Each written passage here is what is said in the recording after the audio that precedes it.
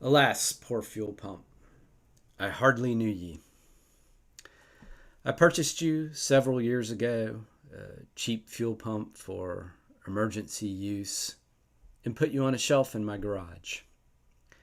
That was before I heard from a variety of people in the Triumph community online saying, don't buy that cheap fuel pump sold through various vendors. Generally comes with red caps on the inlet and outlet pipes and blue gaskets. It's a piece of crap. That was your reputation. Nevertheless, I already had you on hand, and I decided to keep you on the shelf for a rainy day. That rainy day came last May when the Beck Arnley fuel pump that I'd had on my car gave up the ghost after about 10 years of service. At that point, I decided to give you a try. Despite your reputation, I put you on the car to see how you would do. And you rewarded me with about 11 months of service, about 250 to 300 miles on the car, at which point you decided to puke fuel all out of the top.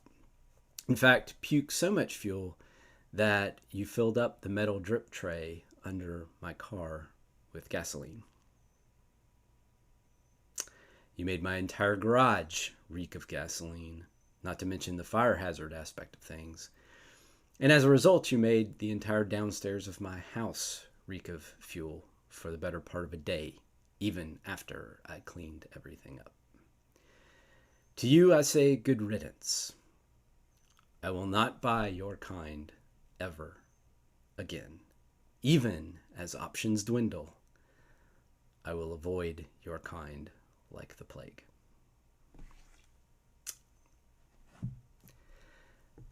That is just a little bit of recent history, an unexpected project from last weekend. But this video is not about fuel pumps. It's actually about tonneau covers. And I'll get to that in just a second.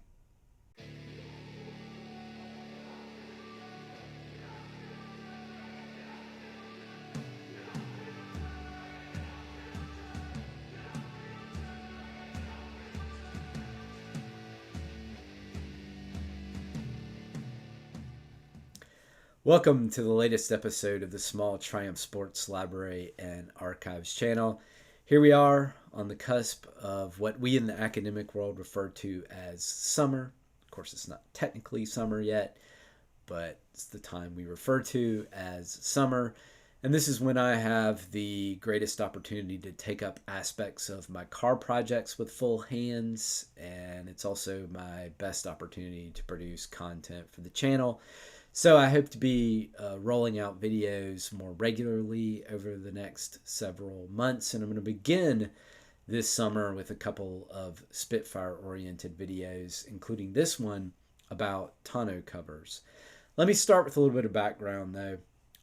As I've mentioned previously on the channel, I've had my Spitfire for a long time, over 30 years. In fact, it'll be 33 years this June. And I realize some of you out there have had your cars for longer, but over 30 years is a long time to spend with a car. It's over 30 years of doing maintenance on the car, of repairing the car, and over 30 years of life experiences as well, from driving the car to different events and things like that. So there's a long history there. The car was fully equipped at the factory, so it was imported into the U.S. with a hardtop, convertible top, had overdrive and all of that, and then it seems to have been fully kitted out by a dealer. So the car came to me with factory wheel trim rings on it. It had the factory approved luggage rack installed. It had, at one point, the factory approved stereo system installed. It had been removed by the time I got the car, but there was evidence it had been there, especially the bracket for the speaker in the passenger side parcel shelf. So the car really had almost every, if not every, available option, outside of maybe a few little odd things like the factory approved, ski rack or something like that. But it had essentially every option on it. And when the car came into my possession, most of that stuff was passed along to me. But one thing I didn't get is a tonneau cover. And for a long time, I've understood that tonneau covers were essentially standard on Spitfires, especially if the car came with a convertible top. Consequently, despite the fact I've had a lot of experience working on and driving my Spitfire, I have had no firsthand experience with tonneau covers until recently. I'm going to begin with one of my characteristically tedious deep dives, and this one is about when and how the tonneau cover was supplied by the factory. And I'll start with John Thomason's important guide to originality. In the Spitfire 1500 section of that book, Thomason writes, "The tonneau cover, black only, was supplied as standard, complete with black press stud fixings to cars ordered as convertibles." I've always assumed that meant that tonneau covers came with all cars that were not ordered or delivered as hardtop only cars. And we know there was different hardtop mounting hardware depending on whether a convertible top was installed in the car. And that's one reason among others to assume that some cars, however rare it may have been, were originally configured as hardtop only cars. There is no mention of a tonneau cover among options on my heritage certificate for my car, although that's not surprising if they were mostly standard. The late factory parts catalog doesn't offer any guidance on when the tonneau cover was supplied. The 1980 U.S. Spitfire Owner's Handbook, shown here, discusses the tonneau cover as optional, as you can see on your screen there. But the late Jaguar Rover Triumph accessories brochure, which features things such as wheel trim rings, radios, luggage racks, floor mats, and striping kits, doesn't reference tonneau covers at all, a good sign that they were standard because it wasn't an item Triumph was pushing in the same way as most of the standard dealer add-ons. And indeed, the description in the 1980 U.S. sales brochure seems to indicate that the tonneau cover was supplied as standard, as it is referenced under standard equipment in the body section and not under optional equipment and accessories. So here's the body section of that brochure, and you can see it says waterproof folding top incorporating zipper opening rear window, tonneau, and hood covers. Interestingly, the 1980 UK sales brochure, and by the way, they seem to have used the same sales brochure in the UK from 1977 through the end of the Spitfire run. But I own a copy of this brochure that was printed in 1980. So the 1980 UK sales brochure, in its coachwork section, and that's at the bottom of the center column there, it says the car comes with soft top and tonneau cover or with hard top. And that suggests to me that the hardtop only option was primarily a home market thing, but of course I could be wrong about that. I do find it hard to believe that very many cars would have been sold in the essential US market as hardtop only cars without convertible tops. One of the big selling points of the Spitfire toward the end of the run was the fact that the car is a convertible at a time when manufacturers deeply feared that convertibles were going to be outlawed for safety reasons, and the Spitfire was one of the few convertibles actually on the market in the US at the time. By the way, one other quick note about this UK sales brochure, you'll notice in that coachwork section, right after what I just read about the tops of the car, that it says steel paneled rust proofed body. And you're welcome to pause the video for a moment while you're doubled over with laughter at the notion that it is a rust-proofed body. So I wanted to get a tonneau cover because, for one thing, I think my car would have come with one, and so I wanted to have a tonneau cover to kind of complete the car, so to speak. But also, in theory at least, I thought a tonneau cover would come in handy, particularly for sort of driving in colder temperatures. So, again, with no first-hand experience with tonneau covers, I had the idea that on, for example, a cold spring morning that was otherwise going to be a warm day, or a cold winter morning that was otherwise going to be a fairly warm day, you could use a tonneau cover, maybe turn the heat in the car on, put it in car mode, blast heat into the footwells of your car, and the tonneau cover might help to hold in a little more heat, and you can drive the car with the top down. And it just seemed like, theoretically at least, it might be a little bit warmer than simply driving with an open cockpit in colder temperatures. I did not have the idea that a tonneau cover would be great for summer. I do think it can be a great way to cover up the car when you're away from it and keep the sun from beating on your interior and keep you from having hot seats. But, I live in South Carolina. It's, 90 to 105 degrees over the summer. I would think, again, in theory, that you would want as much air circulating around you as possible when you're out driving with the top down in the summer. And I had a sense that maybe the tonneau cover would trap in some engine heat and restrict flow of air around you in a way that would make summer driving with a tonneau cover,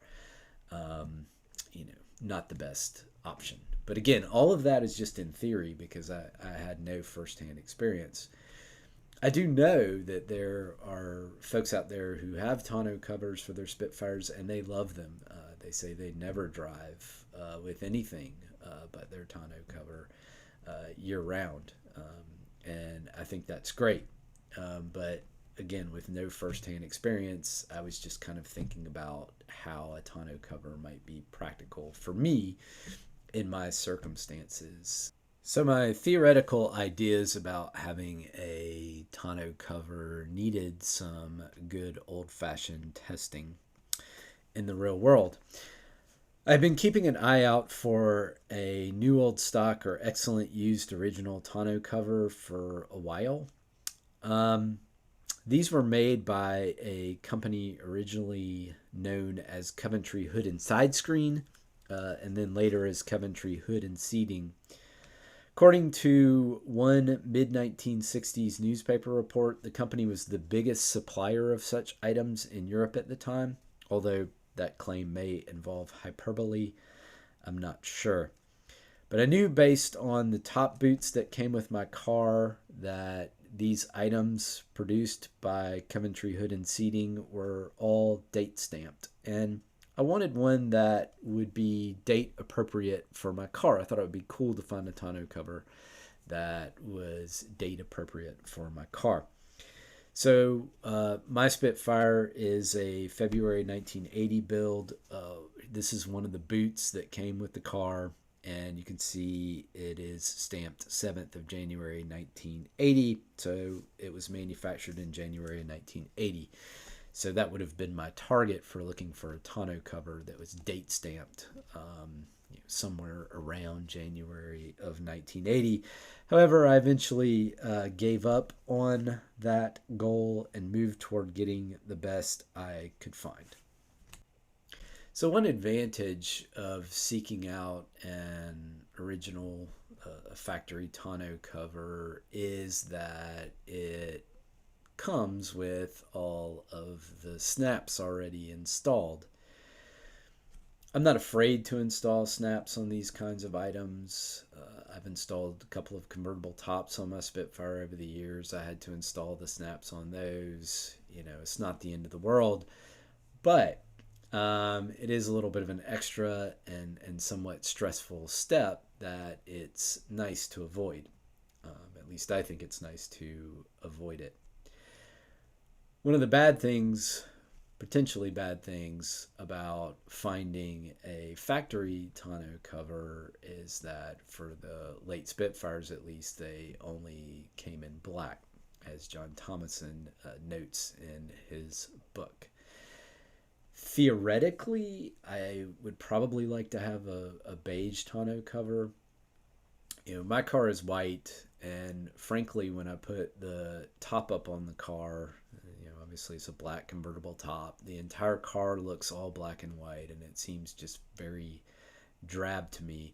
I've grown very fond of the contrast between the car's porcelain white exterior and the black and beige interior on the car. But when you do something that obscures the beige and the interior, to me at least, the car looks very dull. So in theory, probably would like to have a beige tonneau cover, and that was not an option from the factory. But that's just an aesthetic thing.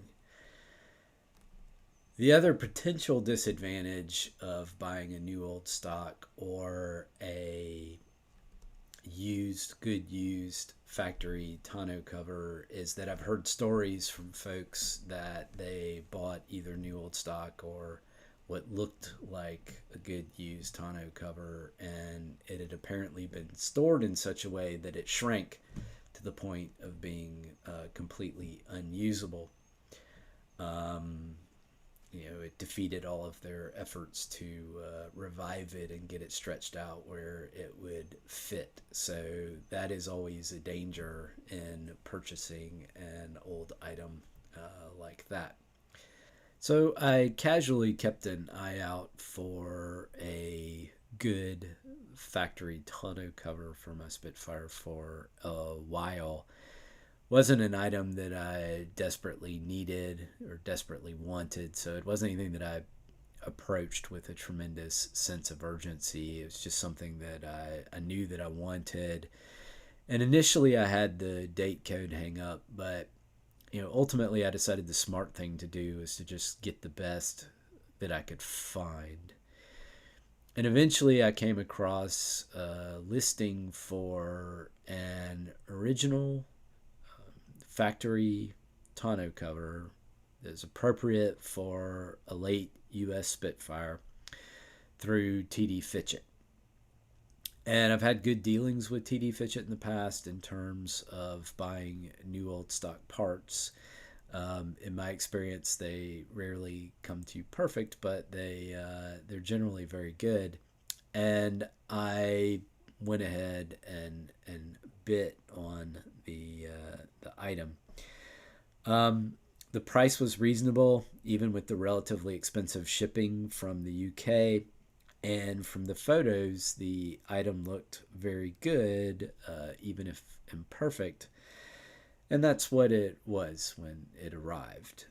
Compared with what Moss Motors is asking for a new tonneau cover, the thing was an absolute steal. It did have some light rust color staining on a tiny portion of the front top of the cover near one of the eyelets, and it actually did have some dark staining in an area of the bottom of the cover toward the outer driver's door edge, which I scrubbed and tried to get clean. That made the stain a lot lighter, although at the cost of some fading in the material. But still, I think overall the thing looks great for its age. It was fully pliable, really felt like a new unused item that maybe hadn't been stored in an ideal fashion, but not poorly either. In terms of the date code that I was originally interested in, this particular tonneau cover was manufactured. You can see the stamp there is pretty faded, but I think it is the 17th of October 77 on there. I think the October 1977 is almost certain.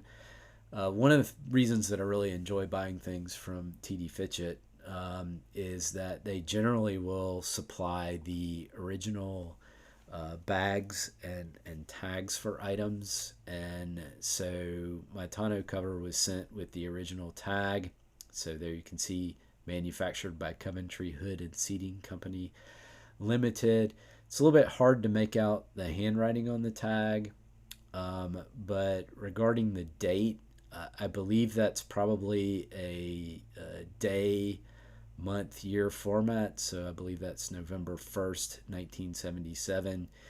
So the tagging is different from the manufacturing date stamped on the item itself. And I guess if I'm to assume that this tag is the correct one for the item and not mixed up from some of the others that they have, I'm guessing that the item was manufactured on the 17th of October 1977 and then was inspected and bagged on the 1st of November. So at least that is what makes sense to me.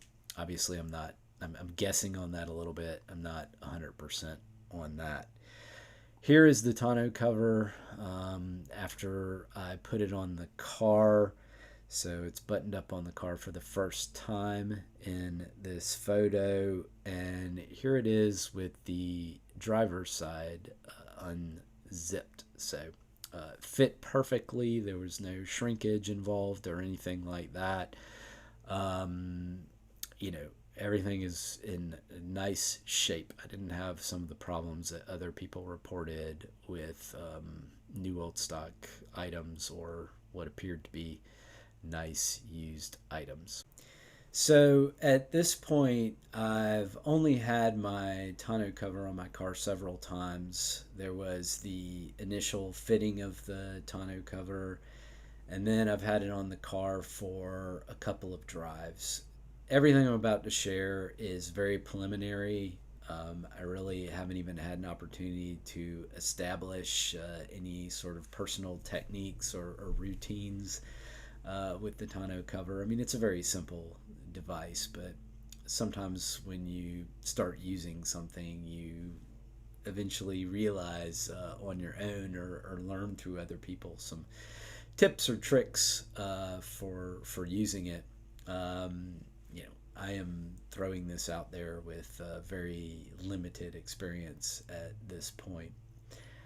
But one of the first things that I noticed about the tonneau cover has to do with the fact that when you unzip it and tuck the driver's side back behind the driver's seat, on these late cars in particular, it's very untidy. And of course, having a tonneau cover is not all about aesthetics. You want it to, you have it primarily for practical reasons, but still, aesthetics matter to some extent, right? So one problem here is tidiness. You can tuck it down like this, and it looks pretty good like that, but unfortunately the seatbelt has to come through here, so it doesn't work. You end up having to peel this back.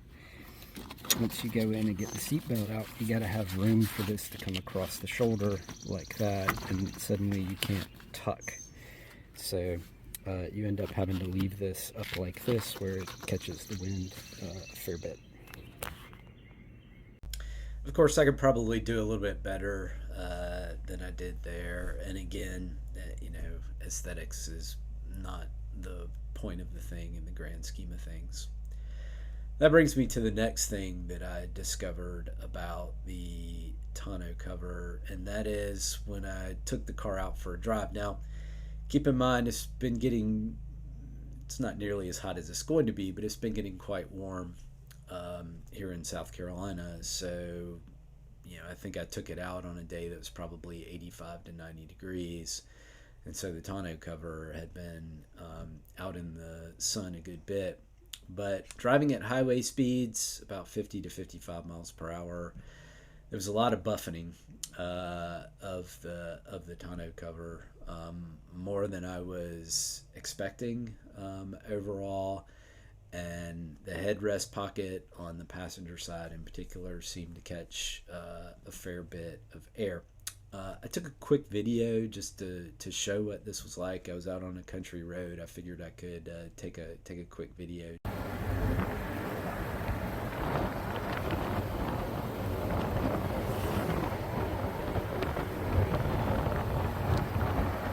So that's what it was like during my first drive in the car while using the tonneau cover.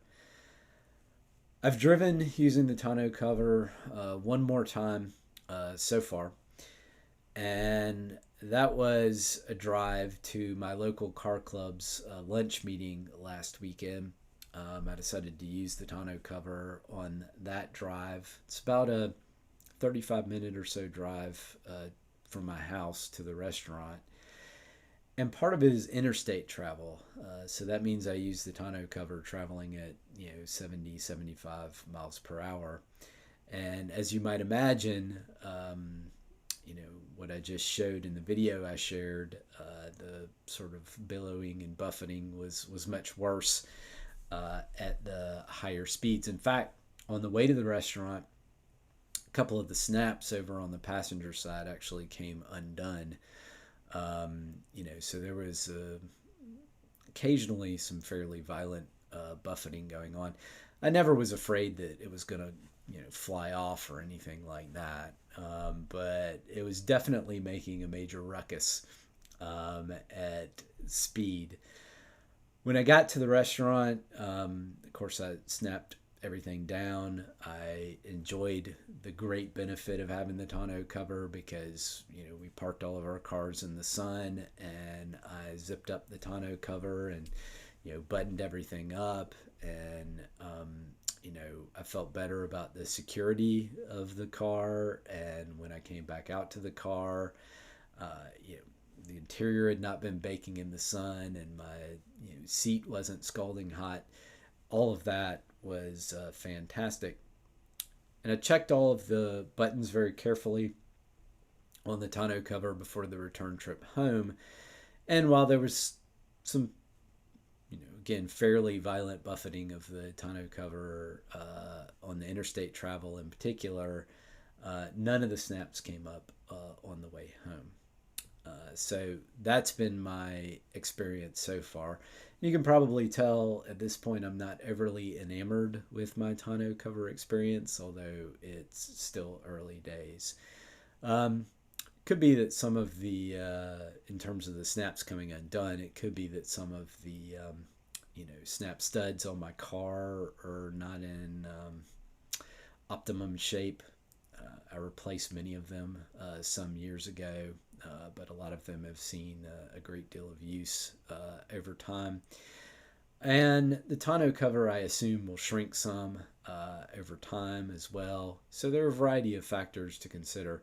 I'm also using the tonneau cover in quite warm weather right now when I actually got it, thinking of it as more of a cold weather accessory for me overall. So I don't want to be sort of overly negative about the whole thing. It's very early in my experience with the tonneau cover. There may be some operator error involved or something like that, and there are a variety of factors for why my tonneau cover behaves the way that it does. I did want to make this video, however, to talk a little bit about tonneau covers in general, and also to provide some information for anyone out there who might be considering buying a tonneau cover. They're a relatively expensive accessory, and it's quite possible that it seems like something that is really fantastic and practical and all of that on the surface, but in practice you may not enjoy it as much as you think. Again, I know people who love their tonneau covers and almost only use their tonneau covers, and that's great. So you'll get different perspectives from different people, but I wanted to go ahead and put out my personal experience with my new old stock tonneau cover, just so that it's out there as one perspective, and my perspective on my tonneau cover may very well change It may change when the seasons change. It may change when my tonneau cover perhaps shrinks a little bit over time. So all of it is subject to change. That's what I wanted to talk about in this episode. So I'm going to call it a wrap there. Thank you very much for watching. I hope to be back with another episode soon. In the meantime, please take care.